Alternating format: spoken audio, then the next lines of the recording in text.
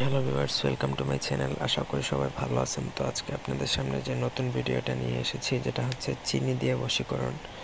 আবার এই বশীকরণ অনেকে বলে চিনি পড়া বশীকরণ, যাই হোক।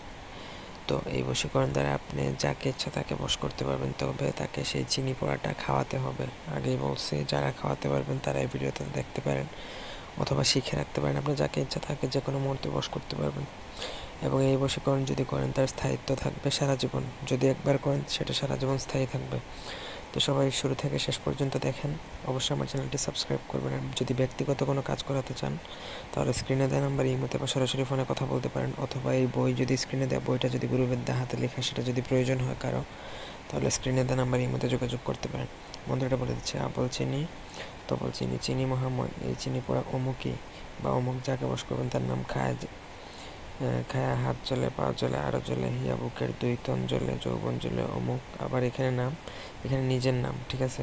অমুক না দেখিয়া এই মহামন্ত্রের উপর মেয়ে চড়ায় ঘাও দোহাই লাগে, শ্রীরামের চন্দ্রের মাথায় 2 পা মুছিব, দোহাই ধর্মের, দোহাই শিবের। তো মন্ত্রটা প্রথমত মুখস্থ করতে হবে। মুখস্থ ব্যতীত কোনো গুরুবিদ্যা কাজ করে না। আমার অনুমতি নিয়ে মুখস্থ করবেন। তারপরে আপনি যে কোনো শনি বা মঙ্গলবার দিনে আগে বাজার থেকে বনি করে, মানে দোকানের প্রথম কাস্টমার হয়ে আপনি চিনি কিনে আনবেন এক দরে, কোনো দামাদামি না করে। তারপর সেখান থেকে সামান্য চিনি নিয়ে আপনি এই মন্ত্র একবার পরে একটা ফু, এইভাবে 21 বার পরে 21টা ফু দিবেন। তারপরে সেই চিনি কোনোভাবে আপনি যাকে খাওয়াবেন তাকে না জানিয়ে তার অলক্ষ্যে কোনোভাবে যদি তাকে খাইয়ে দিতে পারেন, সে ওই দিন থেকে সারা জীবনের জন্য আপনার বশীভূত থাকবে। গোলামের ন্যায় আপনি যা তাকে দিয়ে যা ইচ্ছা তা করতে পারবেন। সেটা প্রেমিকা বশীকরণ হোক বা অন্য কিছুই হোক, সমস্যা নেই, করতে পারবেন।